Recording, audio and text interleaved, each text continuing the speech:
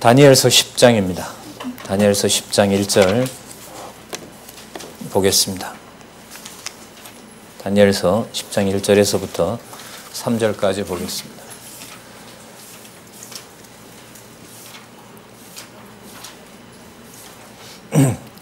제가 읽겠습니다. 바사왕 고레스 3년에 한 일이 벨드사살이라 이름한 다니엘에게 나타났는데 그 일이 참되니 곧 큰 전쟁에 관한 것이라. 다니엘이 그 일을 분명히 알았고 그 이상을 깨달으니라. 그때 나 다니엘이 세일에 동안 슬퍼하며 세일에가 차기까지 좋은 떡을 먹지 아니하며 고기와 포도주를 입에 대지 아니하며 또 기름을 바르지 아니하리라. 3절까지 읽었습니다. 교재는 우리 박용기 성경강론 12권 6304페이지를 보시기 바랍니다. 성민나라의 1차적 징조 이렇게 나타납니다. 맞죠? 2차적 징조. 1차적 징조를 한번 찾아보도록 할까요? 몇 장부터입니까? 8장. 네, 8장부터 1차적 징조가 나타났습니다.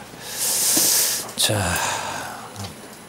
1차적 징조 앞에 6장과 7장 두 장은 성민나라의 확증과 성민나라가 언제 오는지에 대한 시기가 나타나 있고요. 6장에서부터 12장까지가 6262페이지죠. 거기 보시면 6262페이지에 보시면 6장에서부터 12장까지 성민나라를 세우심 이렇게 나타나 있습니다. 맞죠? 자, 우리는 그래서 지금 후반부 6장에서부터 12장까지 성민나라를 세우심. 자, 그러면 2가 있었을 텐데요. 2의 제목이 뭐였냐 하면 1장에서부터 5장까지가 세상 나라를 멸하심이었습니다. 그 내용을 저희들이 살펴봤습니다. 자, 오늘 기억해야 될 내용을 크게 이제 하나만 말씀드리면, 오늘 저희들이 확인할 10장, 11장 내용이 좀 많아요. 그래서 이건 좀 그 방법이 필요한데 일일이 다 여러분들한테 얘기할 필요는 없을 것 같아요. 성경 강론에 밝힌 내용만 가지고 보고요. 적절한 안내서들은 여러분들이 인터넷부터 시작해서 확인할 방법이 있습니다. 뭐 강남노예 시절에 연구된 책이 있긴 하지만은요, 그 다니엘서만 집중적으로 연구한 책도 있는데 그걸 비롯해서 저자도 그 책에 대해서 인용을 하고 있기 때문에 상세한 역사는 알아보셔도 좋을 것 같습니다. 그러나 우리로 봤을 때는 이미 다 이루어진 역사고, 또 그리스도를 통하여 성민나라가 확증이 되었고, 또 성령께서 오셔서 교회까지 확증했고, 이번에 만난 북방선교 책임자 목사님 말씀에 의하면 한 3억 된다고 하더라고요. 중국의 선교가 끝나가고 있다는 말을 들었어요. 상당히 제가 충격적이었는데, 물론 그분의 얘기가 다 맞는지 아닌지는 모르겠습니다만은, 저희들이 1000만 됐을 때 추락하기 시작했거든요. 그때 인구가 3,500만이었어요. 3분의 1가량이었거든요. 지금 추락해서 뭐 300, 400까지 가니까 10분의 1로 축소가 되고 있고요. 그래서 저희들 87년에 결혼이 나왔을 때 그 무렵이 여러분들 한국교회가 무슨 시기냐면 88년에 빌리그레함 데려다가 비행기 태워서 부흥 집회하면서 성경이 끝나가던 그 일이 시작된 해입니다. 그래서 그 시대가 약간 오버랩 되더라고요. 그런데 이제 더 열심히 공부하는 또 그런 환경을 여러분들과 저한테 주시고, 또 중국으로 복음을 전할 수 있는 또 새로운 교회가 열리게 돼서 또 지켜봐야겠지만은요, 하나님께서 어떻게 하실지. 어쨌든 성민나라의 방식이 예루살렘이 아닌 이방이 더 커져 있다는 이 사실을 우리가 염두에 두시면서 필요한 내용들을 확인해 가도록 그렇게 하겠습니다. 자, 그러면 오늘 말씀드릴 10장, 11장, 12장 이제 앞으로 드릴 말씀의 내용의 핵심은 바로 뭐냐면 성민나라를 세우신다는 내용입니다. 꼭 기억하셔야겠죠. 모든 사건이 성민나라가 세워지게 하시는 하나님의 언약입니다. 장차 그리스도가 오셔서 세울 나라고요. 좁히면 그리스도가 죽고 부활하실 사건이고 승천하실 내용이고 재림하실 내용입니다. 하나님의 교회가 환란 가운데서 없어지는 것 같지만 하나님의 통치는 영원하게 이루어지고 있다는 사실을 알 수 있는 단서들이 오늘 내용에서도 나타날 겁니다. 먼저 여러분들 메모를 좀 여러분 확인해 보시면 7장 15절부터 28절 본문으로 보면 여러분들 어디냐면은요 6277페이지 기왕 교재를 가지고 있으니까 확인 한번 같이 하도록 하겠습니다. 메모도 확인하시고요. 7장 15절에서부터 28절에 보면 넷째 짐승을 심판할 때에 무슨 나라 세운다 그럽니까? 여러분 이 내용이 바로 뭐냐면 8장에서부터 12장까지의 서론입니다. 8장부터 12장까지 내용은 무슨 내용이냐 하면 넷째 짐승을 심판하는 내용으로 성민나라가 선다는 내용입니다. 그 내용이 다니엘서 12장에 마칩니다. 그래서 여러분 8장, 9장, 10장, 11장, 12장 내용은 바로 뭐냐면 넷째 짐승이니까 첫 번째 짐승, 두 번째, 세 번째, 네 번째 이렇게 나온다고 보시면 되죠. 그 첫 번째 짐승이 누구냐면 바벨론인 거예요. 바벨론 패망 내용이 그래서 8장에 나와요. 그런데 9장의 내용에 보면 바벨론 왕국이 패망하면서 유다 왕국도 황폐하게 됩니다. 왜냐하면 유대 나라가 모형이기 때문에 그래요. 세상 나라를 멸하시면서 그 사이에 다니엘을 힘들게 하는 것은 바로 뭐냐면 예루살렘 성전과 그 국가가 멸망한다는 사실입니다. 황폐화된다는 거죠. 그게 무슨 징조라고요? 예, 이걸 우리가 생각할 수가 없어요. 우리의 생각으로는. 그야말로 믿음을 하나님 주셔야 알 수 있는 겁니다. 분명히 망하는 현장인데 그 자리가 뭐 하는 나라다? 세워진다는 사실 아니겠습니까? 자, 그게 또 반복이 되죠. 페르시아 여러분 제국 다음에 어느 나라 옵니까? 헬라 제국이 나타나죠. 그게 10장입니다. 11장에 보면 헬라 제국이 뭐합니까? 패망합니다. 헬라 제국이 패망하면서 또 누가 환란을 당해요? 유다 백성이. 그럼 똑같은 구조 맞죠? 그럼 6장에서부터 시작된 구조를 올라가도 마찬가지입니다. 성민나라를 확증하는 시기를 하나님이 보여주고자 다니엘을 하여금 다니엘을 어디에다가 넣어버려요? 다니엘을 어디에다 넣냐고요? 여러분 집으로 모시고 가나요? 예. 자꾸 실없는 소리가 자꾸 나오는데요. 어디에다 넣어버려요? 다니엘을 어디에다 넣어버리냐고요? 사자굴에 넣잖아요. 제가 너무 어려운 거 물었어요? 그건 다 아니까 다른 얘기 왜 했는지 얘기 빨리 하라고요. 빨리 얘기할게요, 그러면. 사자굴에 넣어서 성민나라를 얘기합니다. 파사제국이 멸망하는 것이 유다왕국의 황폐함과 연관이 되고 성민나라 시기와 연관됩니다. 헬라제국이 패망하는 것과 함께 유다 백성이 환란을 당하지만 그게 무슨 징조가 된다? 성민나라를 세우시는 징조가 된다는 겁니다. 여러분 성경 개론의 구조에 아주 중요한 특징이 바로 여기 나타나 있습니다. 이 문을 가지고 보면 창세기부터 계시록까지 성경 개론 구조 전체를 볼 수 있는 아주 중요한 힌트가 나타납니다. 세우신다는 내용 밑에 뭐가 있어요? 패망과 황폐와 환란과 고난이 따른다는 거죠. 그럼 여러분들 성경 개론 구조가 위로 간다는 것은 누구만 바라보지 않으면 안 되게끔 하는 거죠. 그렇죠. 여호와 살아계신 것을 확인하지 않으면은 성경 개론 구조를 공부해 나간다는 것은 별 의미가 없는 겁니다. 이게 수평적이지 않고 수직적으로 하나님 살아계신 것으로 인도해 간다는 사실이죠. 그걸 좀 사건으로 말씀드리면 다니엘에게 이 하나님 살아계신 분명한 능력과 현실적으로 자신과 자신의 민족이 겪어야 될 유다 민족의 황폐 사이에서 죽을 수도 없고 살 수도 없는 처지가 되는 것이 바로 다니엘입니다. 몰라서 궁금해서 가르쳐달라고 이상을 열어주니 기절을 합니다. 왜요? 유다 민족이 처참하게 짓밟히니까요. 이상을 알고 싶어서 했더니 그 이상의 내용에 보면 세상 나라가 패망하는 건 맞는데 성민 나라가 더 처참해지는 겁니다. 그리스도의 죽음을 들었을 때 제자들이 용납을 할 수가 없습니다. 가시다니요? 무슨 소리냐고. 더 계셔야지. 이제 시작될 나라인데 죽음은 어떻게 합니까? 가는 것이 너희들에게 유익한 것이다. 이게 여러분 천국의 공식 아니었습니까? 하나님의 나라는, 하나님의 진리는 반드시 어떤 허물어지는 대가를 지불하고 그 다음에 하나님 나라를 세워가신다는 겁니다. 우리가 상상을 할 수 없는 방법으로. 그걸 여호와의 무슨 성이라 그러죠? 그걸 주권성이라 그럽니다. 언약을 이루시는데 누구 방식대로 하신다? 여호와께서 하신다. 이 주권성이 안 믿어지면 이 사람 저 사람, 이 환경 저 환경을 탓하게 되는 거겠죠. 자, 서론이 좀 길었습니다. 그러면 우리 10장으로 가셔서요, 성민나라의 2차적 징조를 살펴보도록 하겠습니다. 먼저 보시면 페르시아 제국이 망한 다음에 헬라 군대가 진입합니다. 아까 읽었던 10장 1절에 보시면 바서왕 고레스 3년이라고 하니까요, 그 시기가 나와 있죠. BC 537년이니까요. 이스라엘 백성, 남쪽 유다 백성들이 포로 귀환을 하기 1년 전입니다. 이제 내년이면, 쉽게 말씀드리면 내년이면 70년 포로 생활을 끝내고 1차로 귀환하기 직전 해에 하나님께서 지금 약속한 내용이 뭐냐면 헬라 군대가 진입한다는 거예요. 바벨론 포로가 끝나서 이제 페르시아 제국의 보호를 받으면서 이제 예루살렘으로 돌아가는데 약속은 헬라 군대가 진입한다는 거예요.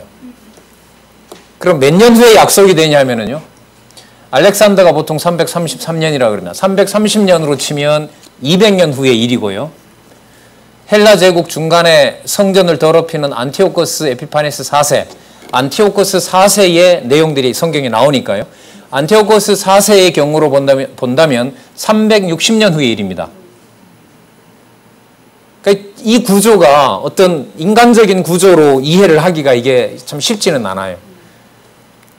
그러니까 돌아가기는 바벨론이 망하고 페르시아로 가는데 다니엘에게 알려주는 내용은 뭐냐면 적어도 200년 후에, 적어도 360년 후에, 350년 후의 일을 예언하는 내용이 10장 내용인 겁니다.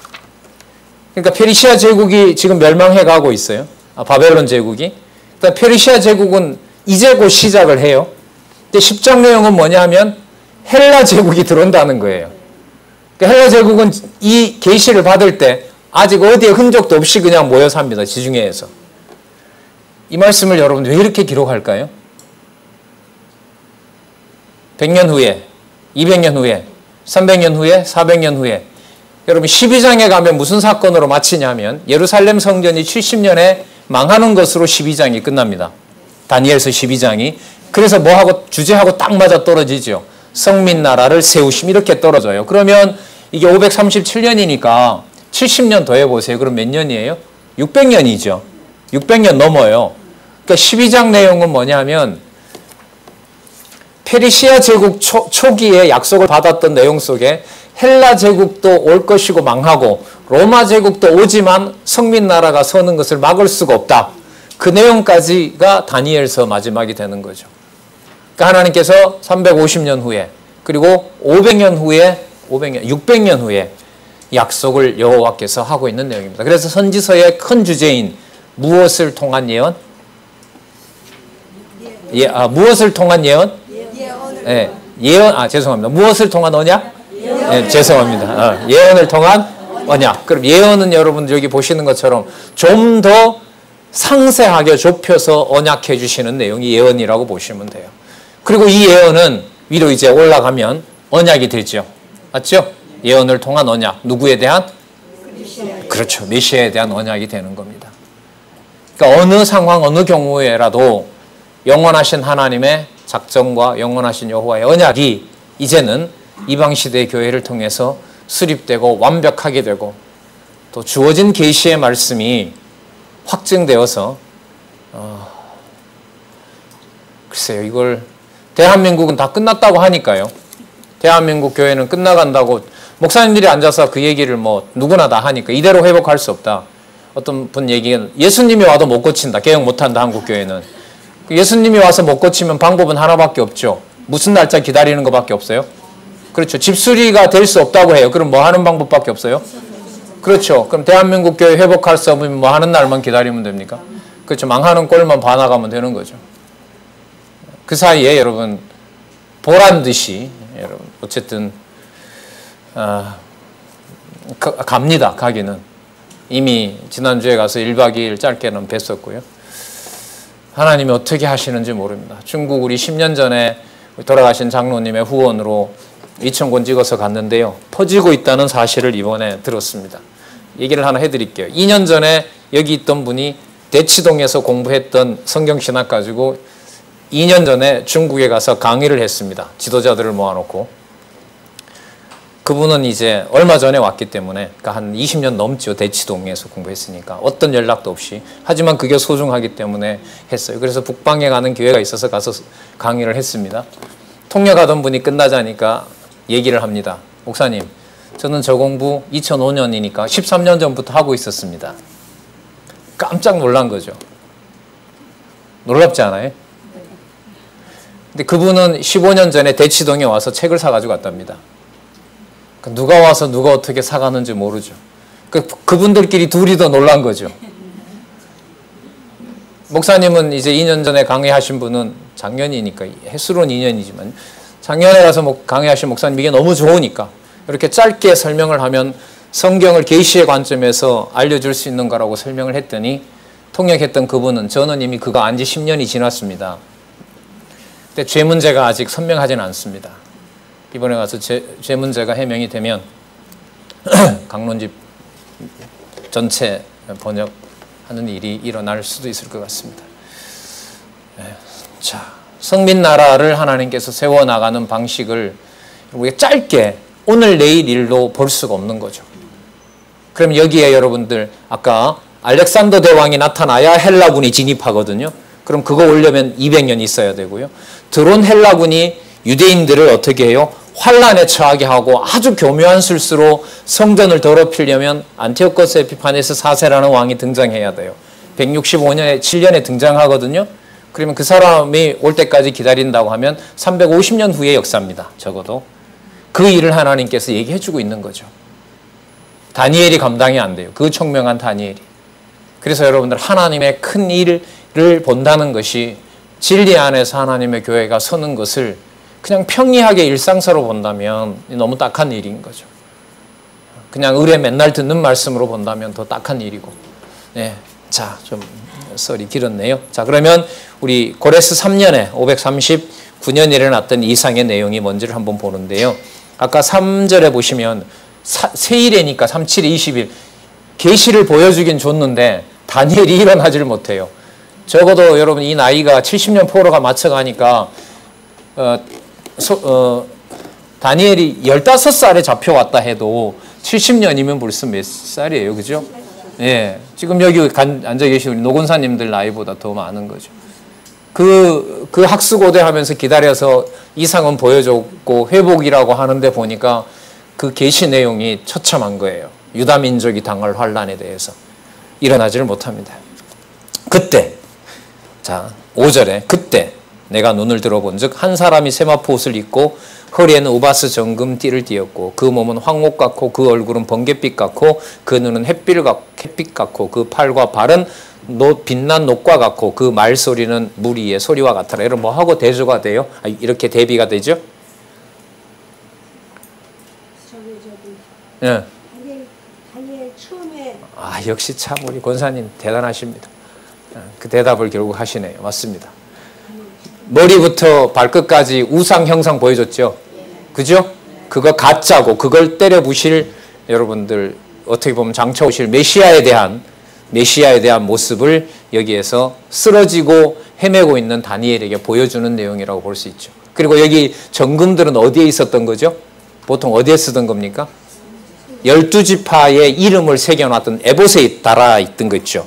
거기 있었던 재료들이라고 보시면 돼요. 그럼 메시아와 연관이 되죠. 자, 그거 거짓이고, 여러분들 한 사람이라 그랬죠? 5절에 보면 이것을 입은 한 사람이 인자가 뭐 하시는 성민나라를 세울 것에 대한 서론이 이렇게 시작이 된다고 보시면 정확할 것입니다. 자, 7절 끝에 보면 그들이 크게 떨며 도망하여 숨었느니라. 그걸 같이 보던 사람들이 다 도망가 버렸어요. 그 얼마나 무서운 광경인 줄 알겠죠. 8절에 보면 그러므로 나만 홀로 있어서 이 큰 이상을 볼 때 내 몸에 힘이 빠졌고 나의 아름다운 빛이 변해 썩었다는 몸이죠. 시체가 돼버린 거예요. 이상을 보여줬을 때 나의 힘이 다 없어졌으나 내가 그 말소리를 들었는데 그 말소리를 들을 때 내가 얼굴을 땅에 대고 깊이 잠들었느니라. 기절했는지요? 어쨌든 쓰러져 버렸습니다. 여러분 이 선지서에서요. 이사야부터 지금 에스겔을 지나서 우리가 예레미야, 에스겔, 다니엘도 왔지만은요. 나중에 사복음서 처음 시작할 때 보면 선지직이 먼저 시작하죠. 선지직의 이미지를 선지서에서 확실하게 잡으셔야 돼요. 단지 말씀만 전하는 게 선지자가 아니에요. 여기 보시면 아시겠지만 선지자로 산다는 게 이게 좋은 일이에요, 나쁜 일이에요? 쉽게 말하면 자기 마음대로 죽을 수 있어요, 없어요? 자기 마음대로 돼요, 안 돼요? 자기 부인을 관리를 하나님 방식대로 해요, 인간 방식대로 해요? 하나님 방식대로 하죠. 죽이죠. 죽여놓고 울라고 해 울지 못하게 해요. 울지 못하게 해요. 이게 선지자예요. 좀 더 말씀드리면 복음서와 연관을 시키면 그리스도에게 너를 낳았던 그 땅 유대 땅 예루살렘을 로마군에게 맡겨서 철저하게 내가 패하게 할 텐데 예수님이 잘망한다고 박수 쳤겠어요? 겟세마네 동산에서? 감당이 안 되는 거예요. 감당이 안 돼요. 그래서 저는 확증은 아직 어떻게 이걸 써서 이제 확증해야겠지만 하지만 심증으로는 충분하다고 생각을 해요. 선지서 다음에 마태복음의 선지직으로 연결이 되는 것이 바람직하다. 전 이런 생각입니다. 그러니까 마태복음의 선지직대로 이해가 안 된다는 겁니다. 제 얘기는. 그리고 이 책에서 얘기하고 있는 게 여러분들 형식적 페이지를 매긴 게 아니기 때문에 그럼 선지직 이렇게 했을 때 여러분들 우리 이제까지 오늘도 살폈지만 선지직 이러면 누구의 뜻으로는 전혀 이해가 되지 않는 자, 인간의 뜻으로는 그 말씀 전하는 자의 역할이라는 게 여러분들 사도 바울까지만 가보더라도 꼼짝을 못 하잖아요. 1년 반 동안 죽어라고 가르쳤는데 그 교회가 배신하게 하잖아요. 말년에 가서 가르쳐준 아시아 교회가 한 사람도 안 남고 다 떠나버리게 하잖아요. 그렇게 오기야 금이야 귀하게 했던 성전과 예루살렘 보란듯이 세상 나라가 망하는 건 좋은데 세상 나라가 망할 때마다 어디도 같이 망해야 돼요? 예루살렘도 망해야 돼요. 여러분 이 선지자들의 선포한 내용이 여러분들 저희들이 배우고 있는 하나님의 교회가 에베소서에 가면 나오죠. 뭐와 뭐 위에 섰다 그래요? 선지자들과 사도들의 터 위에 섰다 그러잖아요. 그 말은 누구 기준으로 하나님 교회 세우지 않는다는 겁니까? 인간 기준으로 세우지 않는다는 거예요. 그래서 어떤 교회 일과 관련해서 교회가 이렇다 저렇다라는 말이 나오면 글쎄요 제가 수준이 높아서가 아니라 그 말을 용납하기가 참 싫어요. 저 말을 받아들이면 다 무너질 것 같고 이제까지 배운 게 싹 무너질 것 같으니까 교회가 이렇다 저렇다 교회가 이게 교회냐 이런 말들이 나올 때는 참 견디기가 힘들더라고요. 여기서부터 시작되고 있으니까요. 그렇게 없애버리고 무슨 나라를 세우는 준비를 하고 계신다고요? 성민나라입니다. 가정교회 빼고겠습니까? 가정교회 포함해서겠습니까? 이 가정이 이게 왜 이 모양이냐? 왜 이 모양이긴요? 주 예수 그리스도가 머리 되시니까 그렇죠. 단지 내 마음대로 안 될 뿐인 거죠. 자, 보겠습니다. 10장 10절에서부터 21절까지 천사가 결국 위로하죠. 천사의 위로를 받고 오랜 후 누가 이른다? 헬라군이 이른다라고 얘기합니다. 오랜 후 바사군 이후에 페르시아 이후에 헬라군이 이른다라고 얘기를 하고 있습니다. 자, 10절에 한 손이 어루만집니다. 근데 어루만지는데 떨어요. 한번 상상을 해보세요. 다 노인이 얼굴은 새카맣게 돼 있고 몸은 시체 덩어리가 된 듯하고 벌벌벌 떨고 있고 일어날 기력은 없고 무릎은 바닥에 붙어 있고 바닥이 땅에 닿게 일으키고 내게 이르시되 은총을 받을 사람 다니엘아 내가 내게 이르는 말을 깨닫고 일어서라. 내가 내게 보내심을 받았느니라. 그가 내게 이 말을 한 후에 내가 떨며 일어서며 그가 이르되 다니엘아 두려워하지 말라. 내가 깨달으려 하여 내 하나님 앞에 스스로 겸비케 하기로 결심하던 첫날부터 내 말이 들으신 바 되었으므로 내가 내 말로 인하여 왔느니라. 자, 근데 설명을 합니다. 그런데 바사군이 임금을 말하는 겁니다. 바사국 페르시아의 군이 21일 동안 나를 막았으므로 내가 거기 바사국 왕들과 함께 머물러 있더니 군장 중 하나 미가엘이 와서 나를 도와주므로 이제 내가 말이래 내 백성에 당할 일을 내게 깨닫게 하려 하노라. 대저 이 이상은 뭐라 그러죠? 오랜 후의 일이라. 아까 그래서 여러분들 알렉산더가 처음으로 헬라가 유대 땅으로 들어올 때가 200년 후고요. 들어와서 이제 더럽힐 때로 보면 한 360년 후. 그죠? 367년이니까 360년, 370년 후의 사건이라고 보시면 됩니다. 자, 여러분들 이게 뭐냐면 그 13절에 해설을 해놨습니다. 21일 동안 바사국 군이 막았다라는 말은요. 고레스가 돌아가서 성전 지으라고 하지만 다리오나 아닥사스다 시대에 성전 공사가 중단됩니다. 맞죠? 1년이면 지을 성전이 19년 동안 중단됩니다. 그래서 학개 스가랴가 등장을 하게 되거든요. 그러니까 하나님께서 돌아가라고 했으니까 돌아가서 성전 짓는 것은 우리가 짓는 것이다? 아니에요. 아니에요. 1년이면 충분한 공사가 19년 동안 지어지지 않습니다. 재물은요, 더 합니다. 516년에 아시는 것처럼 성전 건축이 되잖아요. 재물은 여러분 나중에 444년에 가서 드려집니다. 그럼 몇 년이냐면요. 516년에서 16년 더하기 64 하면 66 하면 얼마 돼요? 80년 후에 가서 이루어져요. 80년 후에. 그게 여러분 에스라 느헤미야입니다. 에스더는 아니고 에스라 느헤미야 내용이에요. 에스더 느헤미야 내용이에요. 그러니까 이게 이 조그만한 틀을 가지고 보면 성민 나라가 선다라는 것 상상도 할 수 없는 일이 어떻게 보면 내용으로 전개가 되고 있는 거죠. 그래서 그게 너무너무 궁금한 거 아니에요, 다니엘은. 그래서 알려준다고 해서 알려주는데 알려주는 내용마다 어느 나라가 짓밟힌다는 거예요. 그 아름다운 유다가 짓밟힌다는 거예요. 왜요? 자기가 70년 포로 생활했던 다니엘에게 당신 생각에는 충분히 발표인 줄 알았거든. 그렇잖아요. 과거에도 애굽에서 430년 발필 만큼 발표했고 바벨론에 끌려와 70년 포로 생활 예레미야의 예언대로 70년 일이 이제 기억이 나거든요. 다니엘이. 아, 이제 돌아가는구나. 돌아가기 직전인 바로 전해에 아까 이걸 보여준 거예요. 들어가서 잘 살고 회복한다는 것이 아니라 가서 뭐 한다? 밟힌다. 환난당한다. 근데 그게 무슨 징조라는 거예요, 우리는? 여러분 성경 좋으세요? 이 말씀이 그렇게 좋으시냐고요.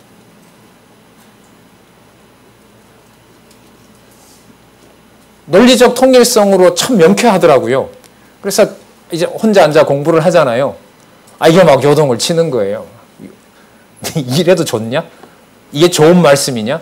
그러니까 그 말은 여러분, 이 개론을 구조대로 공부한다는 것이 누구 기준으로는 용납이 안 된다는 거예요. 그렇죠. 우리 기준으로 용납이 안 돼요. 그래서 여러분, 죄인의 눈과 아무것도 할 수 없는 죄인의 눈과 성경은 하나님께서 깨닫게 해주셔야 된다는 것이 바로 구조에 관련된 직접적인 내용입니다. 알면 믿어지게 하는 것과는 여러분 차이가 너무 멉니다. 진짜 하나님께서 주관해 주셔야 되는 겁니다. 그러니까 여러분들 지식을 아는 내용 가지고 뭐 할 수가 없어요. 그걸 안다고 내설 수가 없는 거죠. 설 수 없어요. 처절하게 만들어 놓습니다. 자, 그래서 여러분들 13절의 내용은 뭐냐면 다리오와 아닥사스다 시대에 그리고 저 멀리 아수에로 왕까지 이르는 동안에 일어날 돌아가서 1년 동안 지어야 될 성전을 19년 동안 짓고 또 더 멀리 보면 자, 성전 지어놓으면 제물 드리면 되잖아요. 근데 하나님이 제사장을 부패하게 하는데요. 제사장이 있어야 제물을 드릴 거 아니에요. 그렇게 못 드려진 제사가 80년 후에나 가서 드려져요. 그러니까 536년에 돌아와서요. 444년에 제물을 드렸으니까 그거 90년 정도 되거든요. 회복 내용이 누구 방법대로 누구 주권대로 된다는 거예요. 여호와의 주권대로 된다는 거죠. 더디다 빠르다 왜 이렇게 느리냐 그건 진짜 우리 생각이라는 생각을 하게 돼요. 하나님의 일과는 하나님의 성민 나라를 세우는 일과는 맞지 않다는 생각을 또 한번 하게 됩니다. 자, 한번 계속 볼게요. 자, 어디를 보시냐면 15절이죠. 그가 이런 말로 내게 이를 때 내가 곧 얼굴을 땅에 대고 향하고 벙벙하더니 인자 같은 이가 내 입술을 만진지라 내가 곧 입을 열어 내 앞에 섰는 자에게 말하여 가로되 내 주여 이 이상을 위하여 근심이 내게 더함으로 내가 힘이 없어졌나이다. 17절 내 몸에 힘이 없어졌고 호흡이 남지 아니하였사오니 내 주의 이 종이 어찌 능히 내 주로 더불어 말씀할 수 있으리이까. 또 사람의 모양 같은 것 하나가 나를 만지며 나로 강건케 하여 가로되 은총을 크게 받은 사람이여. 은총을 크게 줬으면 몸 관리도 잘하게 하고 이상도 선명할 때 건강할 때 보여주면 안 되나요? 은총을 크게 받은 사람이여 뭐 하지 말라? 두려워하지 말라. 평안하라.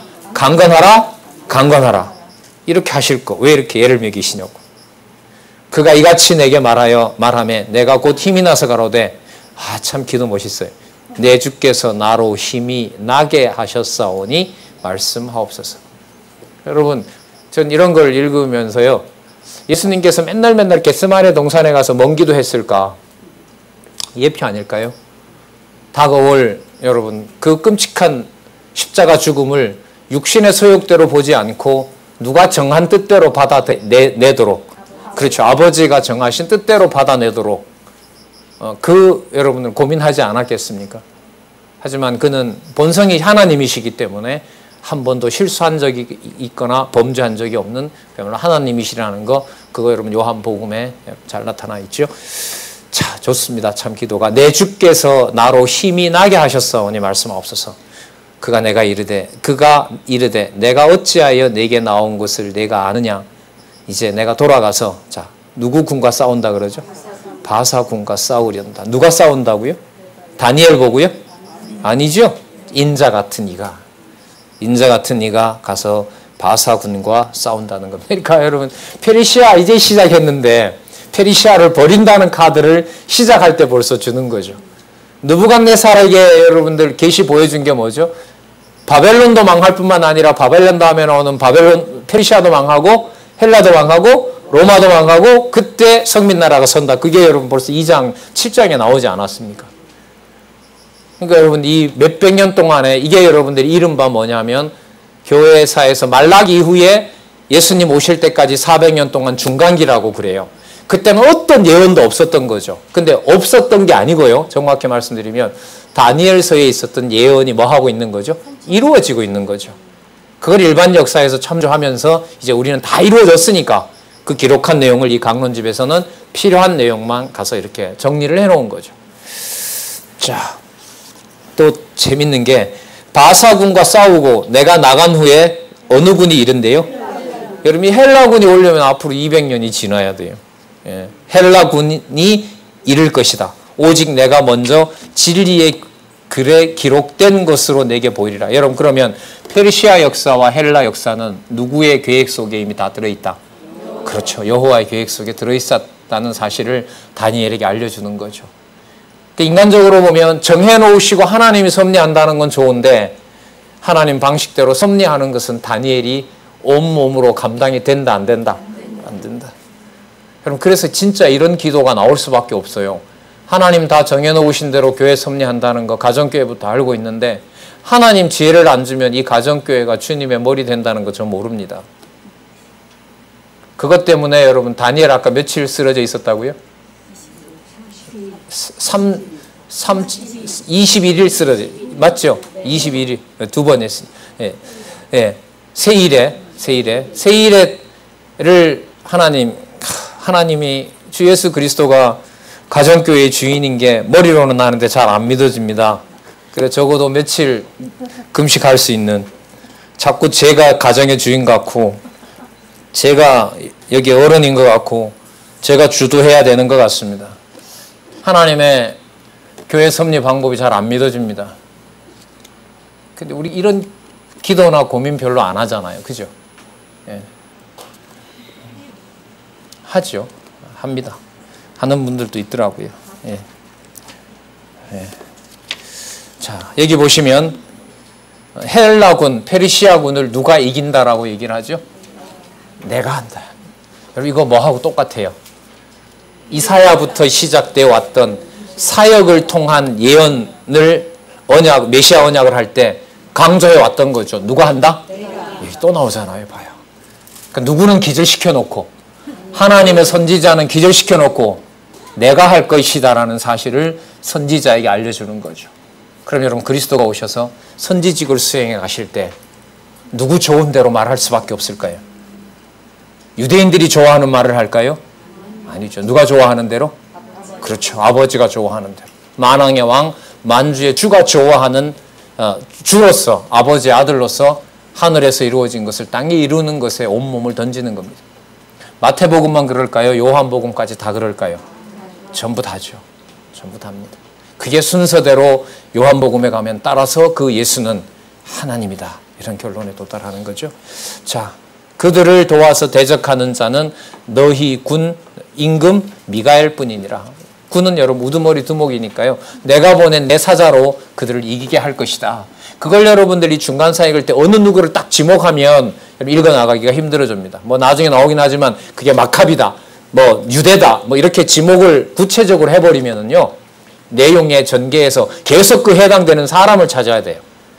그런 방식은 여러분들 별로 추천하고 싶지 않는 방식입니다. 역사적으로 이루어졌지만 예를 들면 로마가 70년에 예루살렘을 멸망시켰는데 거기에 제1소대장이 누구였다 중요해요, 안 해요?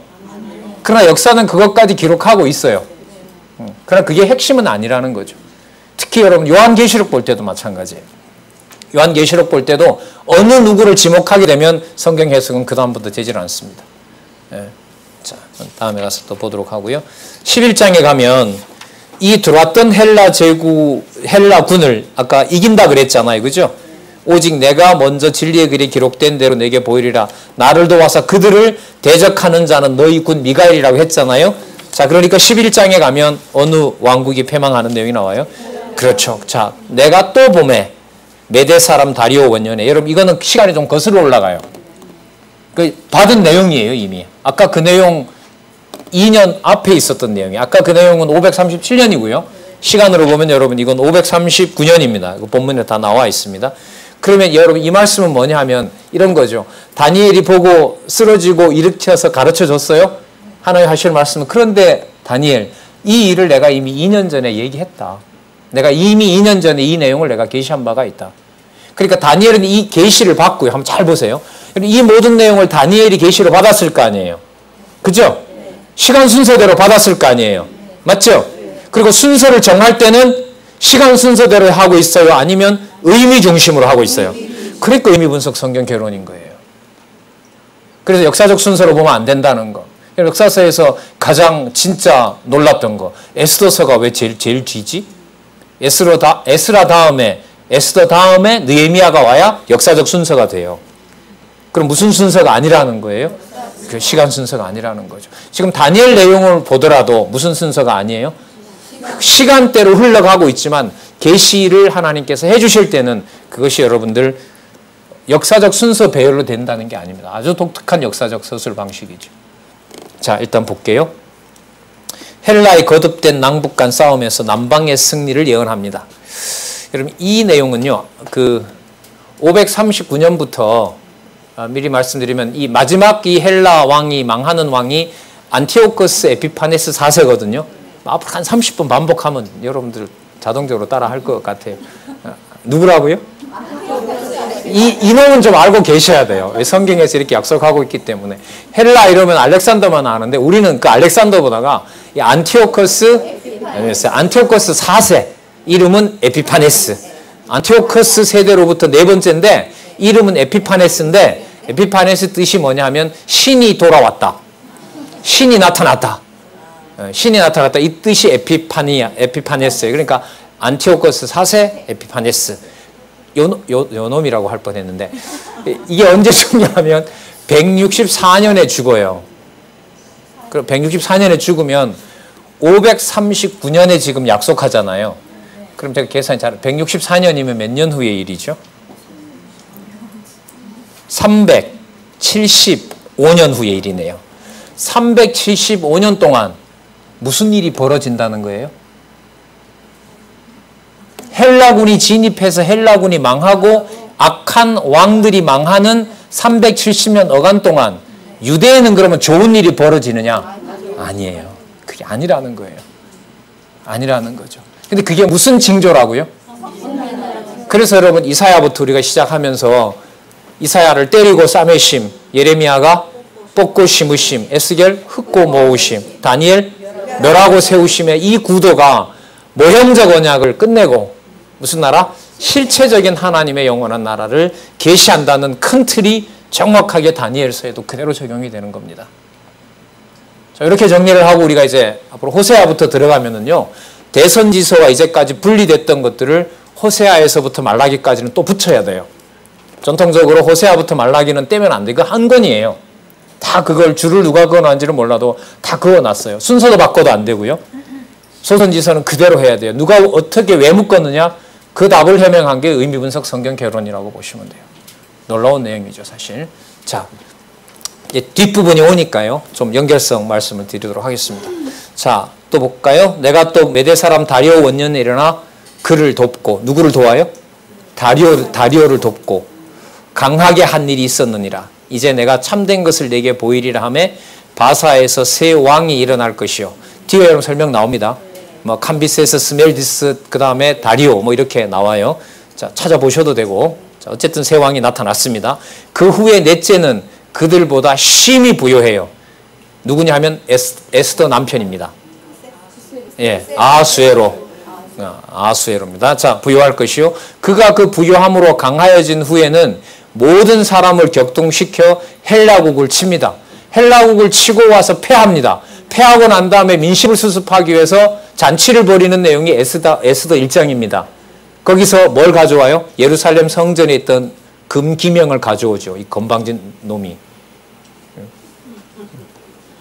그러면서 여러분 그 일이 하만에게 넘어가서 예루살렘 백성들 120도에 있는 예루살렘을 다 점령하려고 하는 하만의 일이 시작되다가 그 일이 뒤집히면서 영관을 시키면 성민 나라를 이루는 일을 하나님이 준비하시는 내용이 여러분 에스더입니다.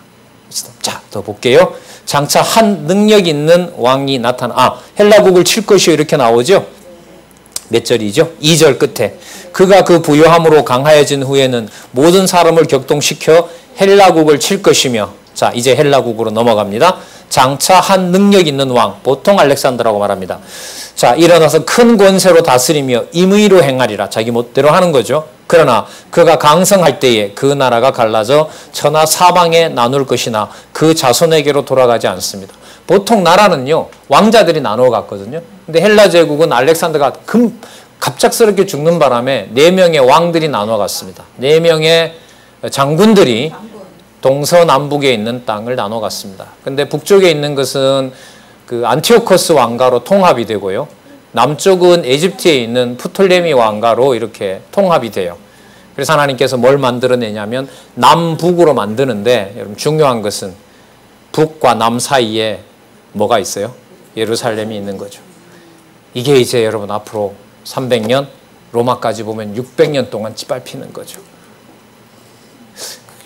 그러니까 여러분 이렇게 성민 나라, 하나님의 나라, 그리스도가 통치하는 나라를 세우기 위해서 유대민족 진짜 처참하게 버리죠. 여러분 유대의 복음 전하고 싶죠? 이런 말씀 들으면. 우리 신세 졌잖아요. 쉽게 말씀드리면. 뭐 하는 바람에? 당신네들이 짓밟히는 바람에. 우리 땅은 아니지만 북한의 평안북도 지역이, 저는 평양만 그런 줄 알았는데 평북이더라고요. 그러니까 평안북도, 평양을 포함한 평안북도가 지금부터 100년 전에 주일날 95%가 가게 문 닫고 어디로요? 예배당으로, 그 당시 교회당으로 갔던 일이 있는 거죠. 북한의 지하교회 성도들은 기도가 딱 하나죠. 당신들이 버리는 덕분에 우리가 그리스도를 받아들이게 됐고, 그리스도를 받아들여서 이렇게 죽을 상황에서라도 하나님이 복음 전하게 기회를 줬기 때문에 이제 예루살렘도 예수를 그리스도로 받아들이는 마지막 약속을 이루시길 바랍니다 라고 북한 당국에서 순교하는 것이 아니라 예루살렘에 가서 순교하는 것이 유일한, 어떤 소원도 없는 유일한 소원이라는 게 북한 지하교회 성도들의 기도라 그러더라고요. 저도 보고로 이렇게 들었는데, 자, 근데 진짜 너무 짓밟잖아요, 하나님께서. 자, 볼까요? 장차 한 능력이 있는 사방으로 나누어지고요. 5장에 보시면 처음에는요, 남방의 왕은 강할 것이나 그 군들 중에 하나는 그보다 강하여 권세를 떨치리니 그 권세가 심히 클 것이요 몇 해 후에 그들이 서로 맹약하리니 곧 남방왕의 딸이 북방왕에게 나아가서 화친을 하리라. 그러나 그 공주의 힘이 쇠하고 그 왕은 서지도 못하며 권세가 없어질 뿐 아니라 이 공주와 그를 데리고 온 자와 그를 낳은 자와 그때 도와주던 자가 다 버림을 당하리라. 초기 상황에서 남방이 여러분들 힘이 강했습니다. 그래서 남방왕이 북방왕에게 딸을 줘요.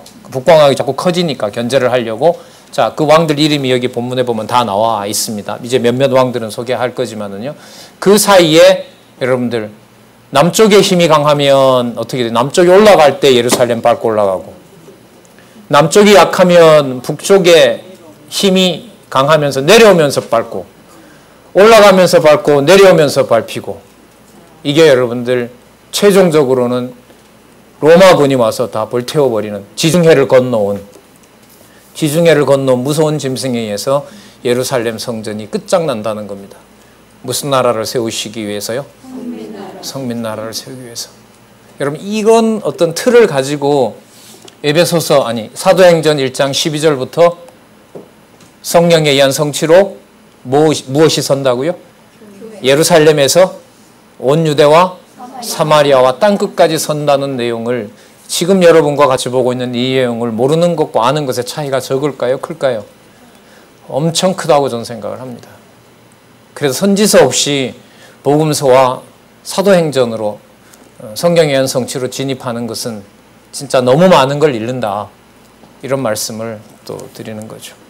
그러니까 철저하게 하나님께서 유대 민족을 버리면서 성민나라를 준비하고 있는 내용이 바로 지금 보시는 내용들입니다.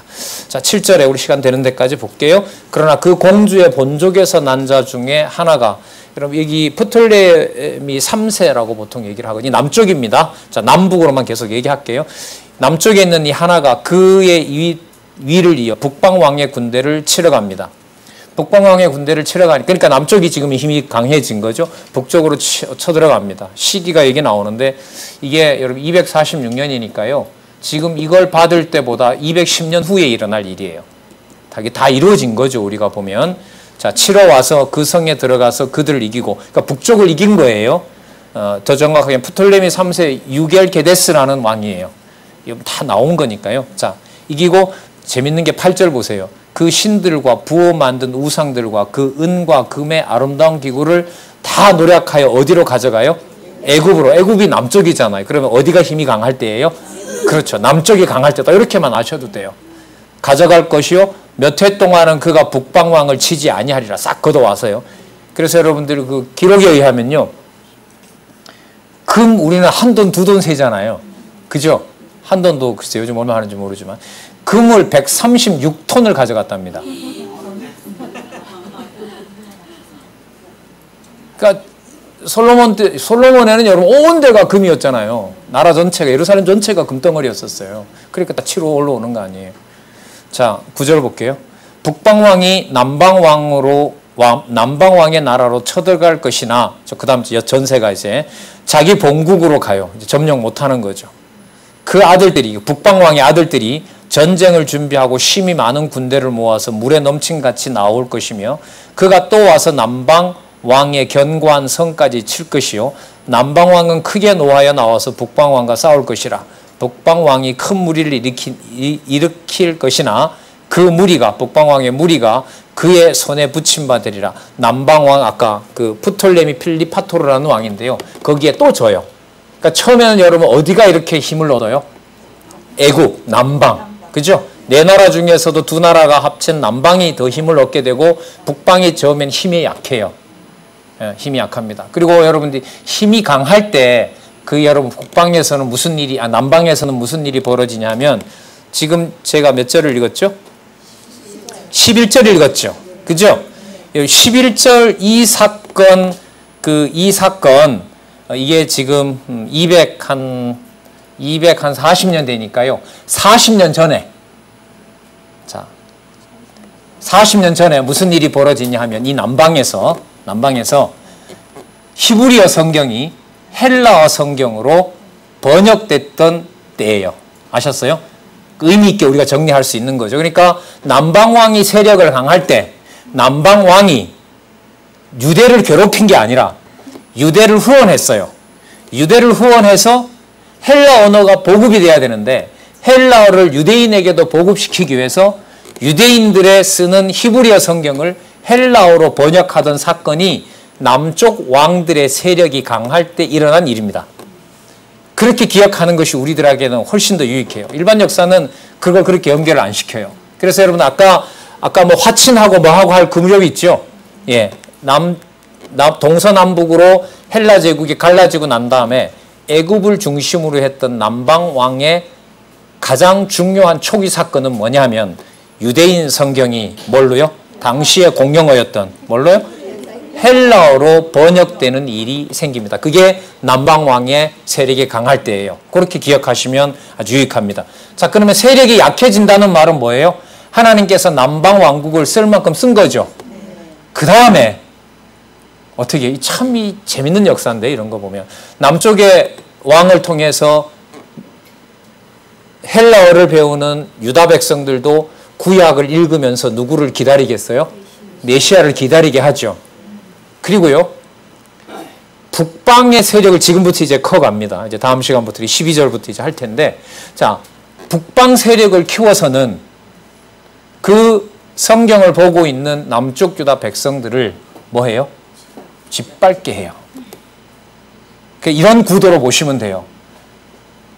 히브리어 성경을 헬라어로 바꿔준 놀라운 일을 하나님이 섭리하시고 북쪽을 들어서 예루살렘과 예루살렘에 있는 성과 성곽을 특히 성전을 뭐 한다? 짓밟게 해요. 그게 여러분들 남북 왕국에 일어난 역사적 사실의 중요한 점으로 보시면 됩니다. 그러면 헬라 제국이 끝나간다라는 말은 어떻게 정리되면 되냐면 북쪽이 짓밟았던 어디가?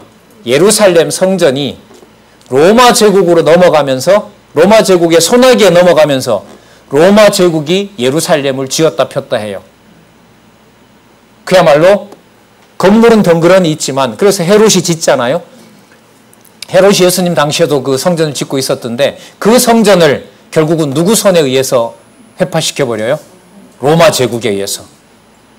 그래서 여러분들 이 내용이 복잡하고 글쎄요 우리 젊으신 분들은 역사적 사건들을 알고 있으면 유익합니다. 재밌기도 하고요. 자, 어쨌든 남쪽 왕국을 통해서는 히브리어 성경이 헬라어로 번역되어서 어떻게 보면 놀라운 그 일이 벌어진 거죠. 왜냐하면 어디에 있든지 간에 헬라어만 배우면 뭘 읽을 수 있으니까. 성경을 읽을 수, 구약 성경을 읽을 수 있으니까. 그리고 두 번째, 북방, 지금부터 뒤에 나오는데요. 북방 왕의 세력은 키워서 무엇을 짓밟는다?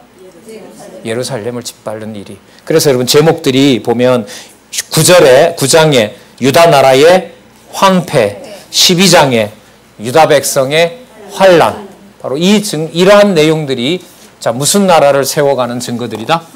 네, 성민 나라 세워나가는 겁니다. 여러분 이게 지금 준비하고 계시는 그리스도가 오셔서 세우실 하나님의 나라 천국과 그리스도가 약속하시면서 보혜사 성령께서 오실 뭐라고요? 그 귀하디 귀한 뭐예요? 가정교회에서부터 세우는 하나님 나라, 하나님의 영원한 나라의 교회를 준비하고 있었다는 사실을 우리가 기억하셨으면 좋겠습니다. 뭐 절이 끊어졌는데요. 표시해 두시고 좀 여러분 꼼꼼하게 좀 읽으셔야 될 것 같아요. 뭐 어쩔 수 없잖아요. 연대가 나오고 왕이 나오고 하니까 안 나와도 되도록 제가 안간 힘을 좀 보고 있으니까요. 너무 골치 아프다라고 생각하지 마시고 의미 분석 성경 개론의 중요한 가치를 꼭 연도는 모르더라도 꼭 기억할 수 있는 계기가 됐으면 좋겠습니다. 기도하겠습니다. 하나님 아버지 감사합니다. 귀한 시간 주셔서 과거에 있었던 역사가 그대로 이루어지고 확증되어서 성민나라가 세워진 놀라운 현장에 살 수 있게 해주셔서 감사합니다. 오늘 이렇게 우리 글로 기록된 진리의 말씀을 하나님 살아계신 증거로 받는다는 것, 하나님 너무나 많은 희생의 대가 속에 오늘 우리에게 주어진 것입니다. 함부로 생각하고 함부로 말하지 말게 하여 주시고 하나님의 교회 더욱 사랑하는 주의 동력자들 될 수 있도록 우리를 이끌어 주시옵소서. 예수님의 이름으로 기도드렸습니다. 아멘. 예.